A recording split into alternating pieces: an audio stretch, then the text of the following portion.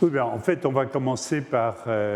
les images qui sont derrière moi, qui sont les images ou la première image du livre. Parce que finalement, toute cette exposition part d'un livre, Le voyage pittoresque et historique au Brésil de Debré, et que la première image, c'est l'image de la forêt vierge. Alors, soi-disant forêt vierge. Et cette forêt, en réalité, quand on la regarde bien, elle n'a de vierge que le nom, car si on regarde d'où elle vient, elle a déjà un lourd passé, et ce lourd passé est constitué en particulier par une image, celle qu'avait faite au 1818-1819 le comte de Clarac, qui expose à Paris, après un bref voyage au Brésil, expose une image qui s'appelle Forêt vierge du Brésil, et cette image a un succès fou. Elle est immédiatement reproduite en gravure par Claude Fortier et elle va circuler à travers toute l'Europe. Elle va aller jusqu'au Brésil où probablement Debré va la voir. Et voyant cette image qui se prétend une image du Brésil, il a, lui qui est là et qui connaît bien déjà depuis des années cette réalité brésilienne, une espèce de sursaut de colère en disant « mais non, ça ne ressemble absolument pas à ça ». La forêt au Brésil, c'est pour lui tout à fait autre chose que cette image romantique où on voit deux bororos en train de se promener avec leurs petits chiens dans une forêt qui les accueille où ils sont comme chez eux. La forêt, pour Debré, avec son expérience du Brésil, c'est autre chose et il va nous le montrer à travers la reprise d'un fragment de l'image de Clarac, mais transformé par une espèce de collage sur le tronc qui traverse la rivière. Au lieu des deux bororos chez eux, on voit en réalité trois soldats qui entraînent enchaînés deux femmes et leurs enfants et les entraînent en esclavage. Et donc, ce que dit cette première image du livre de Debré, et c'est en fait un code de lecture qu'il nous propose pour l'ensemble de son ouvrage, c'est qu'au Brésil, tout commence par la violence. Tout commence par la violence exercée sur les Amérindiens par l'arrivée des Européens, des Portugais, et qui va se continuer par la violence exercée sur les Africains qu'on a extirpés de leur culture, de leur pays, de leur civilisation pour les emmener en esclavage et les faire travailler dans la culture du sucre, puis du café au Brésil, mais dans toute l'Amérique centrale et même du Nord. Voilà l'histoire telle qu'elle est présentée par Debré. Elle commence dans la nature par ce geste violent de la mise en esclavage. Et il faut noter que toutes les images de Debré, elles sont accompagnées de quelques pages de commentaires dans lesquelles Debré nous donne exactement la signification qu'il entend prêter à ces images. Il nous explique rien ne doit rester dans le flou et l'ambiguïté, et c'est à cela que servent et les images et les textes qui les accompagnent. Jean-Baptiste Debré, en fait, quand il arrive au Brésil, il accepte une invitation pour devenir un peintre officiel, comme il l'avait été d'ailleurs à côté de David pour la cour de Napoléon, et il va donc accepter l'invitation d'être celui qui va construire une académie des beaux-arts au Brésil, qui verra le jour en 1826.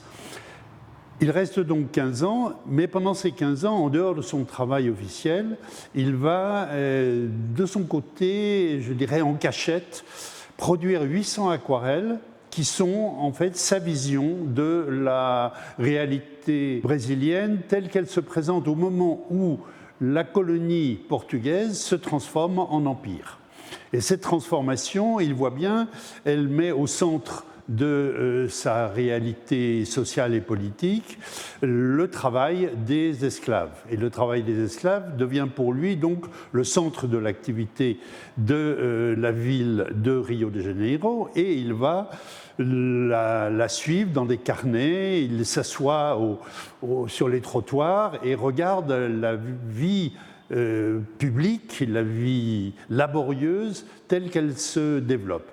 Et ces 800 aquarelles sont un tableau, une espèce de sociologie en images tout à fait incroyable, tout à fait pionnière du point de vue de la science sociale, si je puis dire. Et c'est ce que j'appelle l'atelier de la rue, hein, qui s'oppose à l'atelier de la cour, où on voit les cérémonies comme il est de bon ton de les regarder. Mais ce deuxième aspect, cet aspect de la vie grouillante de la ville et de l'importance qu'y prennent les esclaves, c'est ce qui caractérise ce travail et ce qui va légitimer d'ailleurs le fait qu'il sera rejeté aussi bien par les Brésiliens que par les Français d'ailleurs, qui ne vont pas plus faire cas de cet ouvrage que les Brésiliens, et pendant un siècle et demi, il sera complètement oublié, l'ouvrage de Debré, jusqu'à ce que, petit à petit, dans les années 20 du XXe siècle, on commence à retrouver quelques-unes de ces images dans des revues, et puis l'anthropologue brésilien Sergio Millier le traduise en 1940, et à partir de ce moment-là, il devient l'ouvrage de référence sur la période impériale au Brésil. Et c'est donc à partir de cette réalité de l'esclavage et de la ville que Debré va développer son ouvrage qui va nous servir à nous pour faire après une exposition sur la manière dont les artistes contemporains se confrontent à cette réalité coloniale par la médiation du livre de Debré. Et alors évidemment, une fois que ces images sont republiées par Sergio Millier dans une nouvelle traduction, enfin une traduction, la première traduction brésilienne en 1940, ces images vont être reprises dans les manuels scolaires, et c'est là que les nouvelles générations d'artistes qui arrivent à la culture à travers les politiques d'accès à la culture qui, depuis la nouvelle constitution de 1988,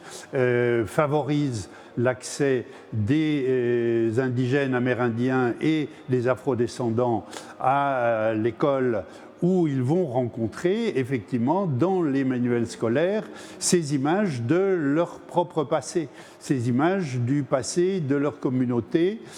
pour lesquelles aujourd'hui ils font un travail de relecture car ce choc avec les images de la période coloniale est un choc qu'il faut absorber d'une certaine façon, qu'il est nécessaire de retravailler, et ce qu'ils font à travers ces resymbolisations, ces carnavalisations, tout ce travail de collage qu'ils exercent à travers la technologie en général du collage digital, cette nouvelle génération va le faire afin de, au fond, entrer dans le XXIe siècle en ayant absorbé les 2 siècles d'histoire extrêmement compliqués que leurs communautés ont vécu.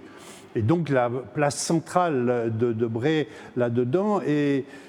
de montrer